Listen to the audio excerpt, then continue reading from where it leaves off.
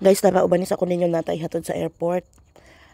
Housemate na ko guys, nag-leave daw siya og 4 weeks sa iyang trabaho. Tapos ganahan siya mo uli sa Pinas. So ihatod na sa airport guys. Kani sila PR na sila diri kanang ilang papa. Tungod sa ilang papa, bali papa nila ang nagkuha sa ila gikan sa Pinas. Kay si papa nila citizen naman dito sa Australia. Pero ang entry sa ilang papa sa Australia is student visa. Tapos karon citizen na, nakuha na ang mga anak, dili man na diretso sa citizen ang ilang anak. Ilang mga anak na pa na sila sa PR or permanent resident. Tapos maun ang ganahan ako kung mag-travel, may mag-road trip mi kauban si kuya kanang ilang papa. Kay while naga-travel mi guys, puno jud na siya og mga kuan. Kanang ginatawag nga inspirational message. Kanang mga istorya kung unsaon pag-survive sa Australia according sa iyang experience, kanang unsaon pag handle sa imong expenses para dili ka magutman sa Australia. Kay nagamahal ang cost of living sa Australia guys. Walay bayad ang uban pero kaning parking nila nanay bayad, kana si kuya nagabayad na sa parking fee. So kinsa ba naman ang dili ganahan maminaw sa mga success stories, diba? Ganahan man jud ka maminaw ana kay makaingon ka nga sundon nimo iyang strategy kay same lang mo goal. Tapos siya na abot na niya ang goal sa murag advantage siya sa imong part once nga mo-open siya nimo sa iyang experience, once nga mo-open or mo hatag siya advice sa imuha kung unsay mga himuon, opportunity na siya sa imuhang side.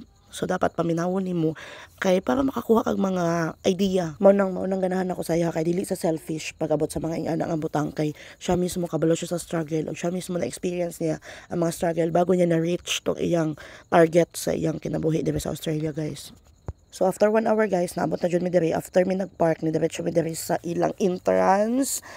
Kana nakita nimo Brisbane International Terminal kay si Justin Manggod or kani akong kauban. Ang gibook niya is direct flight. Social, di ba?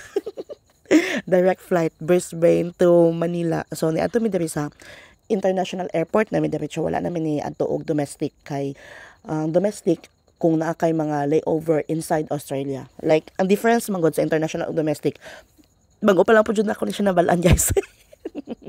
Kanang ang difference niya is, say for example, direct flight Brisbane to Manila, so diretso kag international terminal. Pero kung naa kay stopover like muhunong pa ka og Melbourne or Sydney, and since inside or sakop na siya sa Australia, so moagi sa ka og domestic terminal before ka mulahos sa mga international terminal. Unya kani atong housemate kay gusto man niya moabot tayon og Manila regardless og pili presyo sa ticket. So direct flight ang iyang gibook, diretso na Brisbane to Manila. Tapos social pa jud siya airline kay Qantas. Basta wala na siya nagpila-pila, wako kasabot ani guys.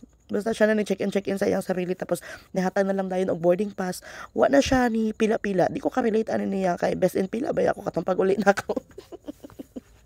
Gipangutana ganyan ako siya no. Bakla, ilang oras biyahe mo?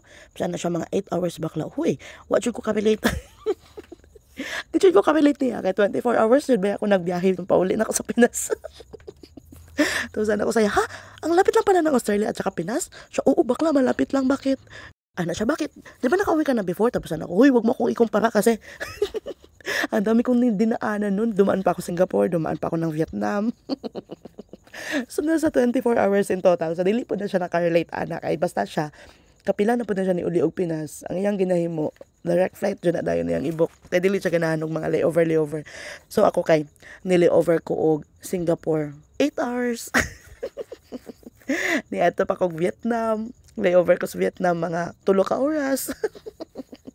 Kanang layover na ko sa Singapore nga 8 hours. Mao na iyang total travel di ay. Brisbane to Manila, 8 hours lang di ay. Tapos kani iyang bagahe guys. Oh, siya pa po kilo. Siya pa po ni kilo-kilo ano iyang bagahe. Tapos siya pa po ni sulod dito. Basta wala na lagi siya di pila. Diretso na di. Kanang maingnan kag manol guys. Oh, di jud ko guilty ana. Unsang manol perting manula. Andyan. Bye baggage. Wa na check. Diretso naman na check. Kanang marag bag diha siguro. Sorry guys, di ko ka-explain ani mga panghitabo. Basta makita man sa video. So nag-check-in sa iyang baggage. Wa na pila-pila nga nahitabo para i-check ang all.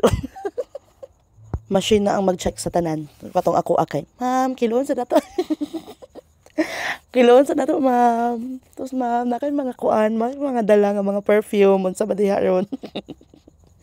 Happy ko guys, kay though dili ako ang naka-experience, pero happy ko kay na ako'y natun-an sa process ani mga na ako'y natun-an sa process ani mga international flight o kaning mga social nga airlines. So at least bisag nagatan-aw lang ta or dili kita ang naka-experience, napud tay mga matun-an. Malay din nato pohon di ay ma-experience dai nato. Abi ba nako kanang normal rang gibati guys nga muhatod kag friend or muhatod kag housemate sa airport. Lain man day kayo ning feeling nga makakita kag eroplano.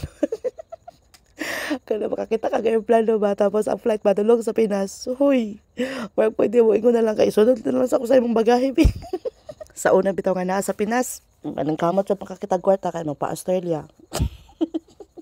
Karon nga naa na sa Australia, wala kamot na sad makaipon kay panguli sa Pinas. Pero bitaw guys, normal ra na sa mga gibati. Normal na daw na ingon ni kuya.